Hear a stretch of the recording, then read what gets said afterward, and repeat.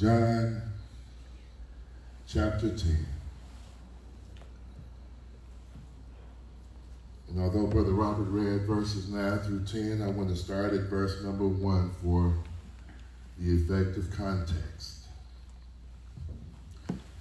Verily, verily, I say unto you, he that entereth not by the door into the sheepfold, but climbeth up some other way, the same is a thief and a robber.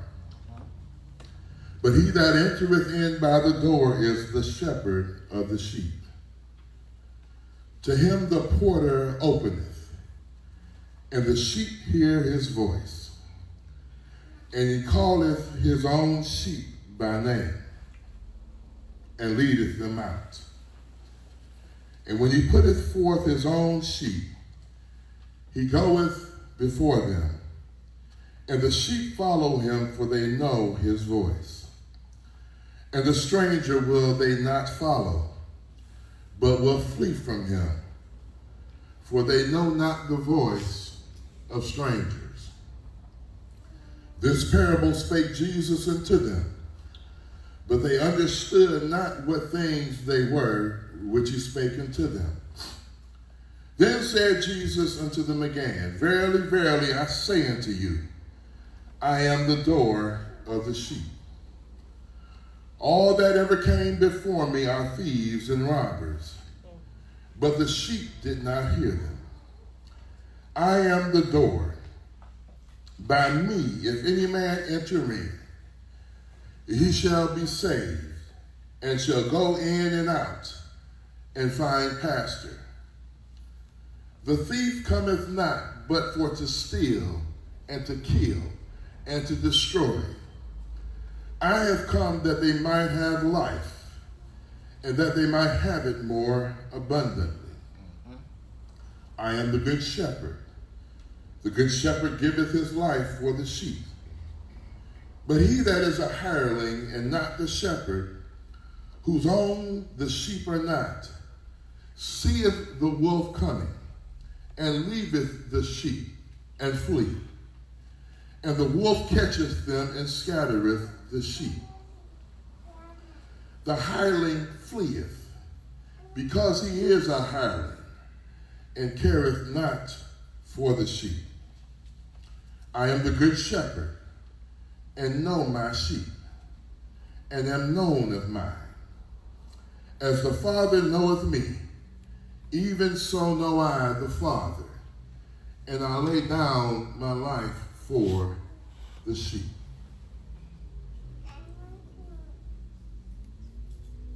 Imagine, if you will, for a moment, that you are following a long, seemingly never-ending wall. You're on the outside of that wall, and you can hear what's going on the inside. You hear happy people. Some are shouting for joy. Some are laughing.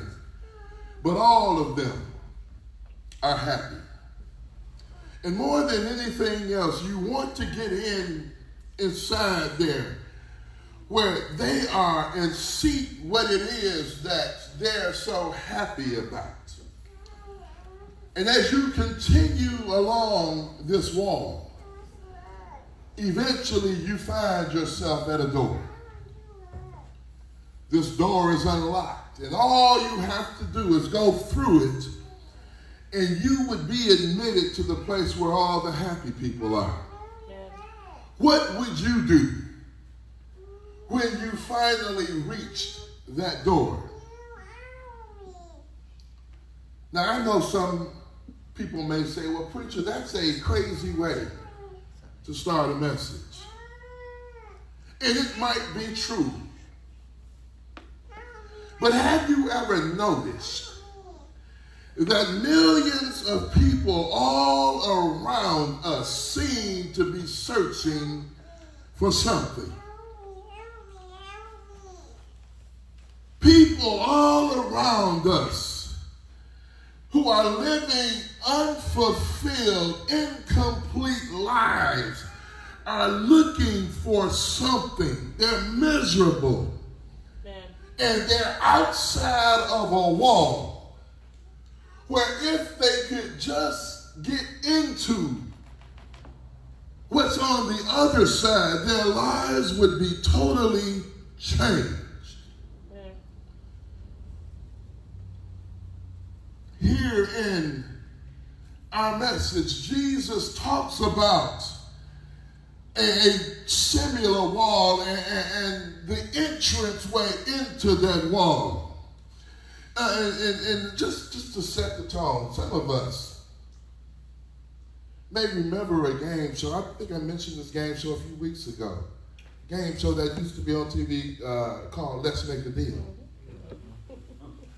And on that show, the host, a man by the name of Monty Hall, would have his contestants, and he would try to get them to trade a prize that they had already received for some other prize that they could not see.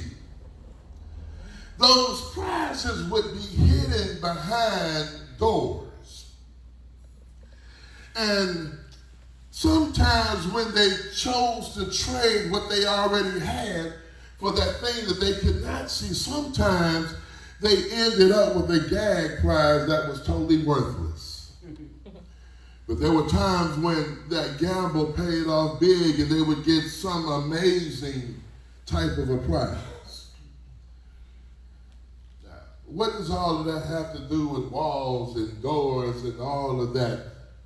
Well, here in our text this morning, Jesus talks about men trading their old sin-filled lives for a life that's brand new and very valuable.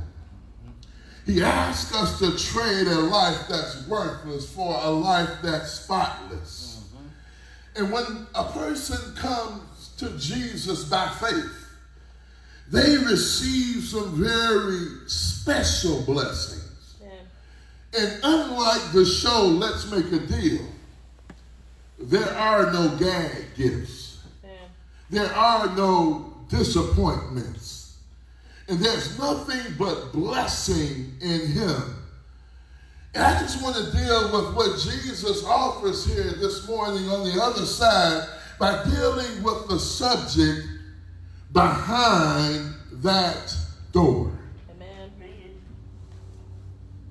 Now, to set up the context here, Jesus, first of all, talks about a place called a sheepfold. And what a sheepfold was, it was this. I'll give a brief description. At nighttime, when it was time for the shepherd to go to sleep, there would be a huge area that was enclosed by a wall. And all of the shepherds could bring their sheep to this enclosure and bring them in behind the wall where there was safety from people coming to steal them or wild animals that would come to kill them for food.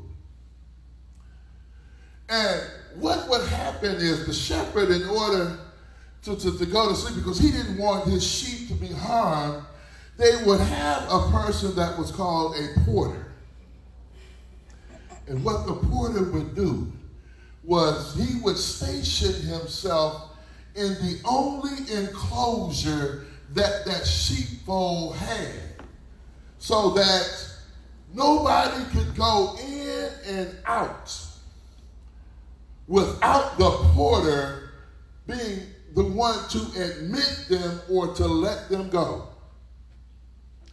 And the sheep, because of that porter, would be safe. But when morning came and it was time for the shepherds to take their sheep out again, what the shepherds would do was they would stand at the doorway and give out a call. And I know some preachers like to talk about how dumb animals sheep are, But sheep really aren't as dumb as we like to tend to believe, because each one of those sheep were so in tune with their shepherd's voice that they would not come toward the door until their particular shepherd called.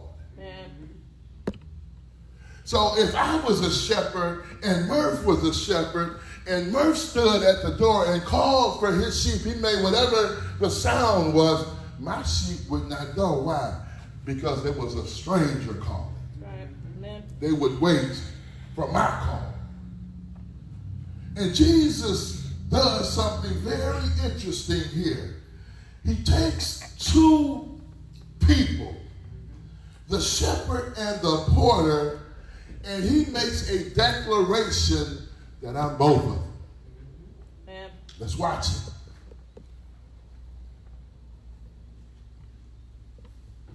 Here in verse 9, Jesus tells us that the door is a person. Look at what he says. I am the door.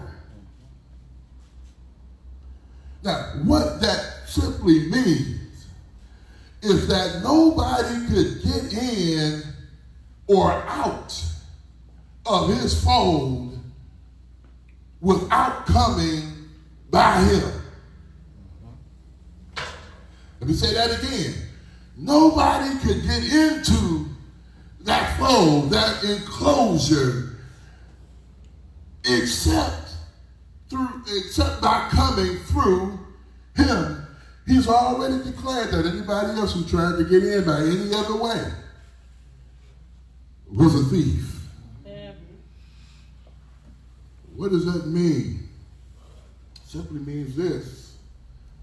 There's only one way into the sheepfold. There's only one way to the Father. Jesus declares that emphatically later on in this same book, John chapter 14, verse number 6, where he says, I am the way, the truth, and the light. No man cometh to the Father but by me. Amen. What does all of that mean? That means salvation. That means entrance into the fold only comes about through Jesus Christ. And I got to just bust somebody's theology for a moment, because I hear all kinds of crazy talking. Church membership by itself doesn't get it. Yeah. Religious activity and ritual don't get it. Yes, sir. I'm going to shock some of you. Even baptism by itself doesn't get it. Only by faith in and through the finished work of Christ and obedience to his word gets you in. It's very simple. And the question that we have to ask, not only ourselves, but other folk that we come in contact with, is this. Have you ever been through that door? But not only does Jesus say that door is a person, he says that door is a proposal. Watch the rest of verse number 9. He says, by me, if any man shall enter in, he shall be saved and go in and out and find pasture. And then remember, what would happen is that shepherd would take his sheep at the start of the day when they left that sheepfold, and they would go out to pasture where those sheep could eat and where those sheep could exercise. But by the end of the day, they came back to the sheepfold, where the porter again would admit them. And they did this day after day after day. They could go in and out, but they had to come in and out through the door. In this statement, Jesus makes a tremendous offer to all of us. He offers hope to everyone. And while he wants to save you, get get this, he will never, ever force himself on anybody. Amen. But he gives you the opportunity to come into his fold and go in and out for pastor. And I want you to notice his proposal this morning. First of all, it's a huge proposal in terms of its scope. Look at the wording he uses. If any man. Now, I know how some folk like to do church. Some folk like to think of church like they think of an exclusive country club where you can only access certain things if you're one of the privileged few. Preach. We talk about our rights as members. We talk about what we ought to be getting for our membership dues. We talk in terms of that. But look at the language that Jesus uses. He says, if any man. We even like to look funny when somebody shows up at the door and doesn't look like they would fit our membership qualities. Yes, sir. Amen. Preach. You see what he got on? That's right. Don't she look a little strung out? Yeah. Preach. He looked like he just left the crack house. She looked like she just left the corner. Let me drop some news. Isn't that who needs to be in Yes, sir. the sheep fold? Amen. Yes. Preach. Jesus doesn't just offer it to a select few who might meet the standards of somebody else. He says, if any man Amen. enter in. That's it. It's an offer of God to every single person who's ever lived. Yes, sir. And nobody, don't care what people might think of them, nobody is beyond the reach of God's saving grace. Amen. Amen. Amen. Many folk feel that there's no hope for them. And the bad part about that is sometimes we give them that impression. That's right. That's true. But God says, any man, Preach. because he loves all men. John 3:16, Jesus said, but God so loved who? The world. The world. Amen. He offers salvation to the world. Amen. He offers entrance into the sheepfold to the world. Huge scope. But I need you to also see the scheme of this proposal. He says again, if any man enter in. Now, I don't have to talk a lot about the purpose of a door, because all of you know what doors are used for. They're used either as a barrier to keep people out, or they're used as a means of access and allowing folk in. You can either use a door to keep people out, or you can use it so folk can access to come in.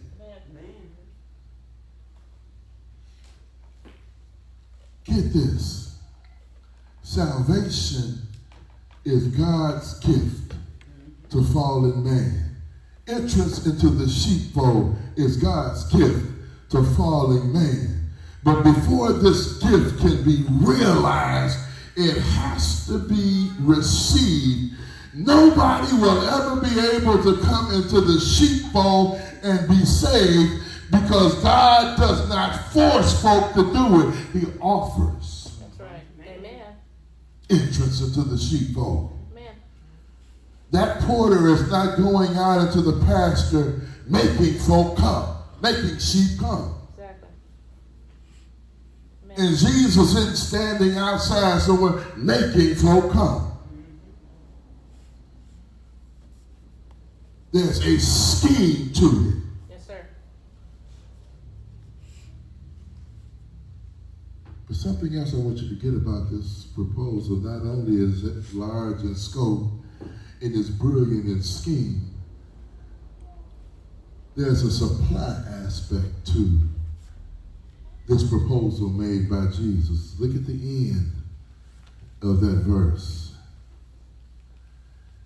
I'm going to read the whole verse again. I am the door. By me, if any man enter in, he shall be saved. Amen. And shall go in and out and find pasture. See, when a person comes to Jesus, they find themselves completely transformed and saved.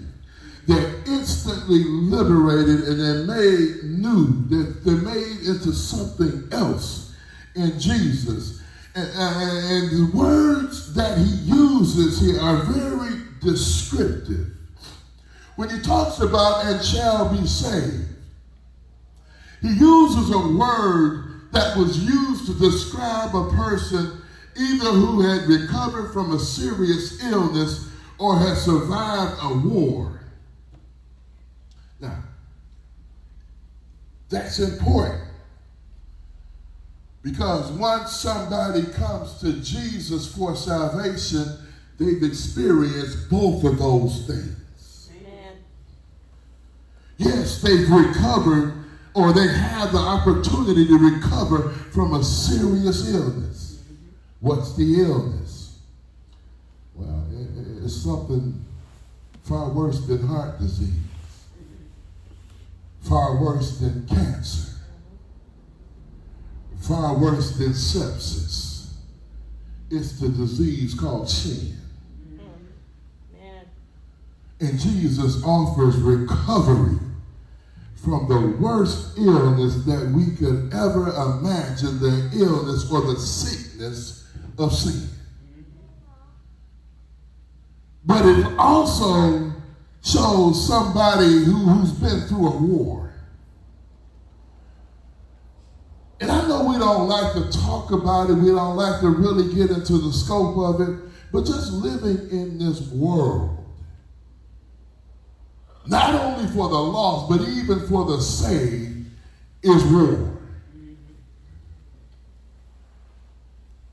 If it wasn't war, Paul would not have gone on into his long spiel in Ephesians chapter 6 about what you need to fight a war and who you're fighting a war with. Man.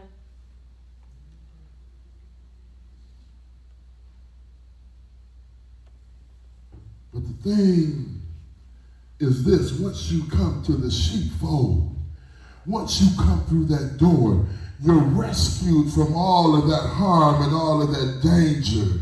And it's indicative of the security that we have in Jesus Christ. And the question I just have to ask us this really is, why do we sometimes kick against his security?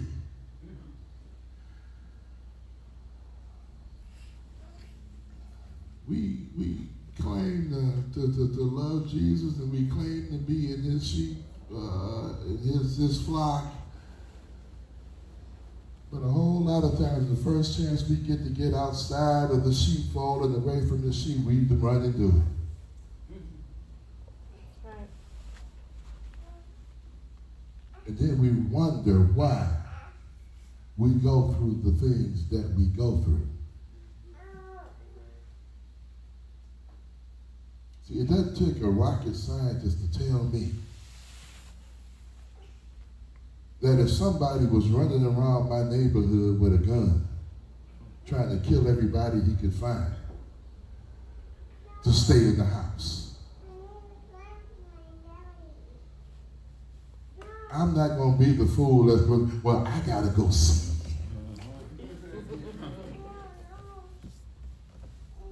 Because I don't want a bullet inside of me. Man. Only one place that I can think of that bullets belong, and that's outside of this body. If they're outside of this body, I'm cool with them.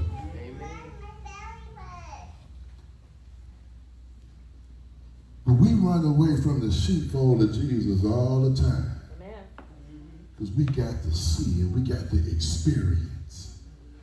And then wonder why our spiritual security is at jeopardy. Yes, sir. Well, you left the sheepfold. You left the place of safety. He's liberated you from all of that stuff. And he's provided a place for safety. He's provided a place where the penalty of sin is gone. He's removed that curse of death, Paul tells us in Romans chapter 6. And we're set free from that wrath of God.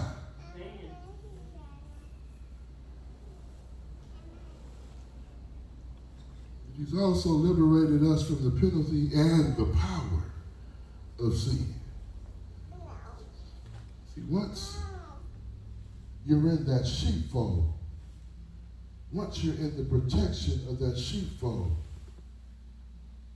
guess who can't get at you so easily?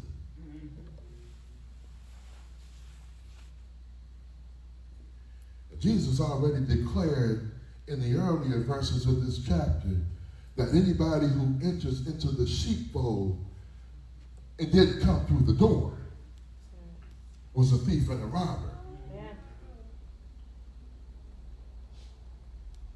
Now keep in mind that those sheep, when they were out there, they faced two types of dangers. Number one, like I said, people would come in and try to steal sheep. And number two, wild animals would try to get in and eat sheep. And they were not able to get through the door because the porter was there. So if a person or if an animal were to get in, they had to come through some other way. In essence, they had to climb over the wall.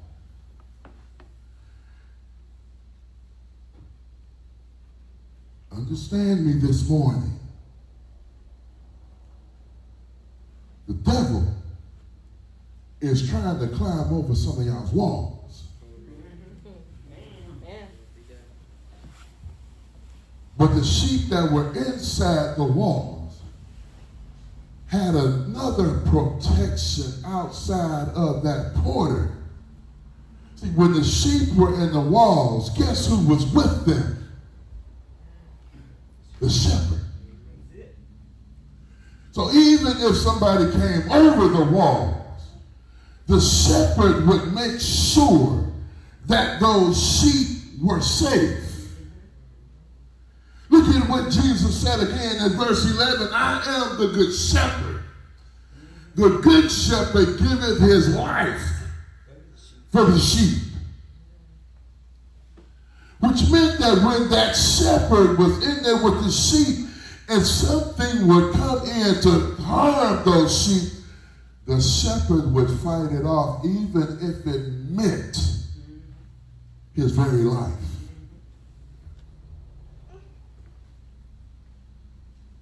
Here's the good thing that you need to get this morning.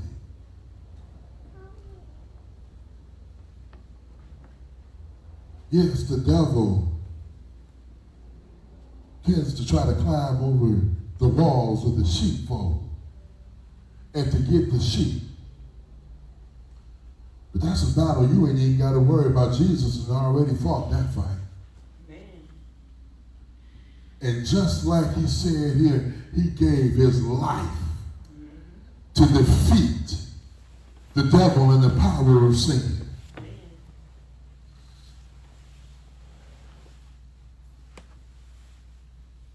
That's the proposal Jesus offers by him being that door. Man. But I want you to see something else. There's a promise that he offers here, in essence of him being the door. Let's look at it again. He says, if any man enter in, he shall be saved, and go in and out and find pasture. The thief cometh not but for to steal and to kill and to destroy. I have come that they might have life, and that they may have it more abundantly. You know, something like we said already about that sheepfold. When the shepherd took his sheep out, what that shepherd would be doing would be to take those sheep to a place of pasture. And in that pasture, there were some things that would happen. Now, I don't know about you, but I can't sleep and rest in a crowded place. I can't rest or sleep when there's a whole bunch of other folk around me. Now, I might fall asleep, but it ain't rest. Yeah. I remember back in my younger days when I was pledging, and one night we were at the fraternity house, and it was 34 of us who were pledging together. And we had to stay overnight at the fraternity house. And we were expected to sleep in this one room in the basement. Now some of my brothers, they didn't have a problem falling asleep and waking up that morning real rested. I wasn't one of them. I was up all night long. And when it was time to get up that morning and start our activities, guess who was dragging around and out of energy? That sheepfold was a very crowded place. And although it was designed for somebody to get some sleep, some rest, it was designed for that shepherd to get the rest. The sheep, by there being so many other sheep in that sheepfold, did not get a whole lot of rest, but they were able to rest when the shepherd took them out to pasture. Jesus promises here in this text that they go out and find pasture, and part of the pasture process is this thing called rest. He makes the same type of a statement over in Matthew chapter 11, where he says, "Come unto me, all ye that labor and are heavy laden, and I will give you" what? Rest. When that shepherd took those sheep out to pasture, one of the things that they could get was rest. But they could also get refreshment. Understand that there was no food for those sheep in that sheepfold.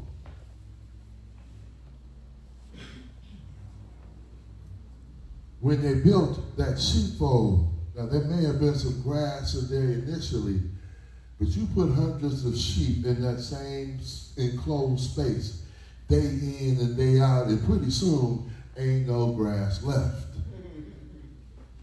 So in order for those sheep to eat and those sheep to drink, they had to be taken out of the sheepfold and taken to pasture. And they could have all of the grass that they needed for food, and they could go to the brook for all of the water that they needed. Jesus says here that by being a part of that fold and going out to pasture, you're going to get all of the refreshment that you need spiritually.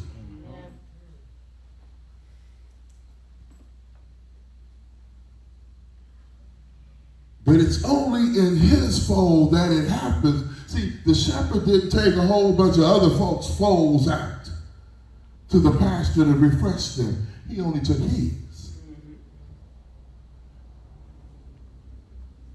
What does that mean? It simply means this: my allegiance can't be to everybody else, and for me to expect Jesus to take care of me and to give me what I need. If I'm part of his fold, my allegiance has to be to him. Amen. For me to expect anything from him. Amen.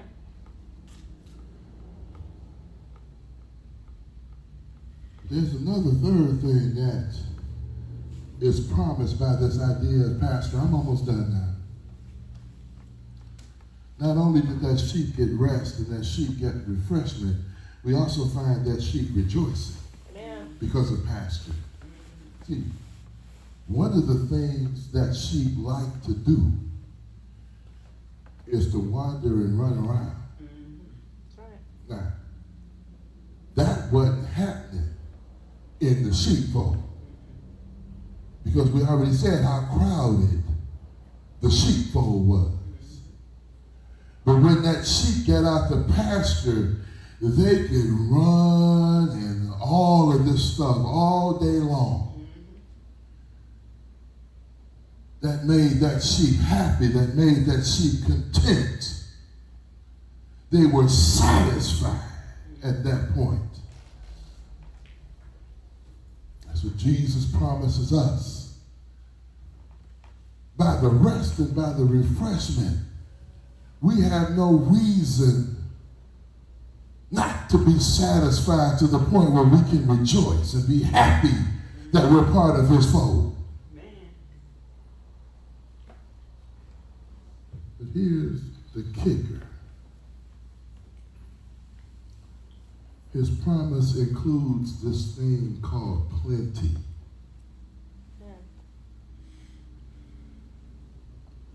Keep in mind what was going on at the sheepfold, or what the sheepfold was designed to guard or prevent. See, that thief or that false shepherd didn't want to do anything except what would satisfy his own self and selfish interest. And he would refrain from nothing to get what he wanted. Jesus described what was going on with that false shepherd or that thief. Verse 10 again, he says, the thief cometh not, but for to steal and to kill and destroy. Preach. In other words, that thief or that false shepherd was only there at the sheepfold for what he could get, and would stop at nothing to get it. But Jesus draws a contrast between that thief and himself. He says, I am come that they may have life. But watch this, and have it more abundantly. Amen. I have come that they may have life and have it more abundantly.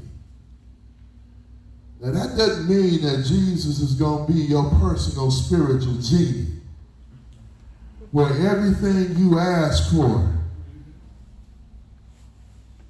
Y'all remember a show by the name of I Dream of Jeannie, where the astronaut Major Nelson had found a bottle that contained the genie, and that genie basically existed to grant him all of the wishes that he had, and all of the things that he wanted or she thought that he would want. All she would do is nod her head and boom, it would happen. That's how a lot of us treat God.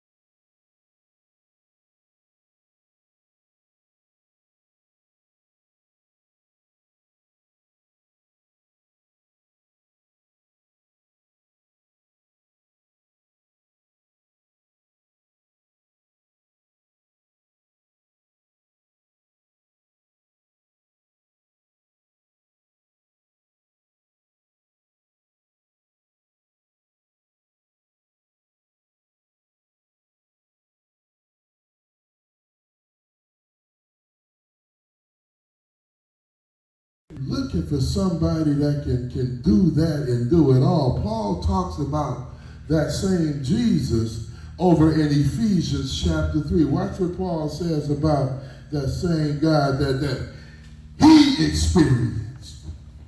Ephesians 3 verse 20 says, watch this. Now unto him that is able to do exceedingly abundantly above all that we ask or think, according to the power that worketh in us. Yeah. When it comes to our spiritual needs, Jesus can go far beyond what we could ever imagine. Amen. But the key is, are you in his fold? Yes, sir. In other words, have you come through that door? Amen. Where do you find yourself this morning? Some people find themselves wandering around on the outside of that wall, that sheepfold. Preach. And you can tell that they are outside of that wall. Just watch people sometimes. There are some people out there who are lost and hurting and looking Amen. for what Jesus can provide. That's right. Amen. Preach. There's another group of folk who are part of the fold, and they have the privilege of going in and out to the pasture, but for whatever reason, they don't come back when the shepherd calls them to come back.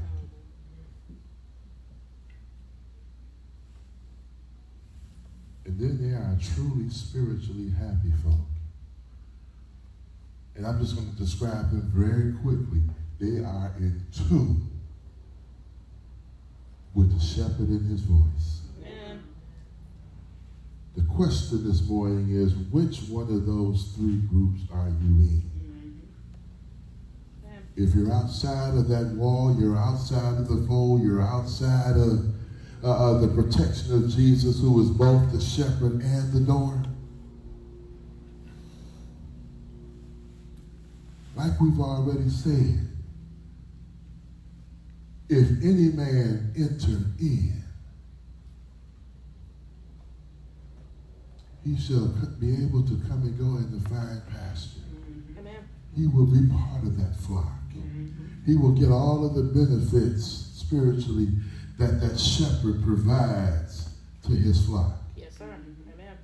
But understand something, and I'm reminded of that old American Express commercial all the time.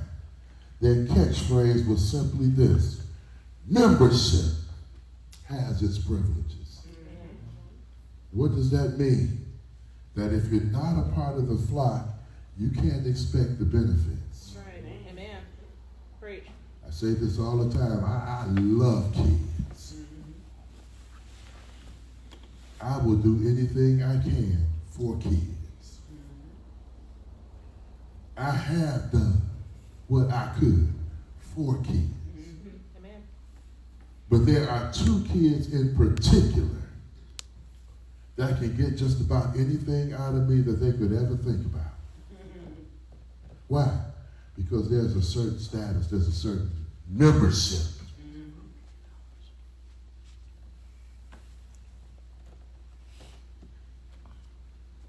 It's the same way with Jesus. Membership has its privileges. And to get those privileges that I talked about, you have to be part of his flock. Amen. He makes it very easy to become part of his flock. What does that entail, preacher? Well, I said it already. You have to trust in the saving power of Jesus, the finished work of Jesus, that he died for your sins. Amen.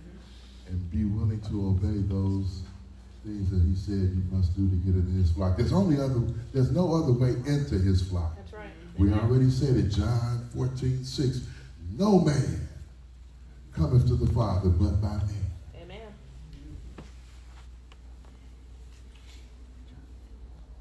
Jesus has already done the work. Will you believe in him and what he's done? Will you repent of your sins? Will you confess that he is Christ? And will you be baptized for the remission or the forgiveness of all of your sins? Amen. If you're part of that second group where you haven't been faithful to the shepherd's call, Jesus doesn't have a one and done policy for his flock. Amen.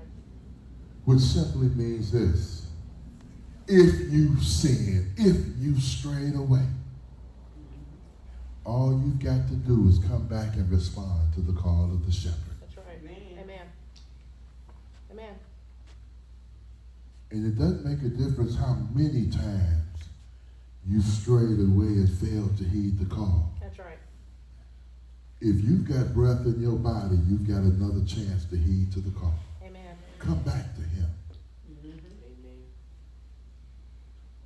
And if that's your desire this morning, we invite you to come right now and be part of that third group, the group that's in tune to the shepherd's voice. Amen.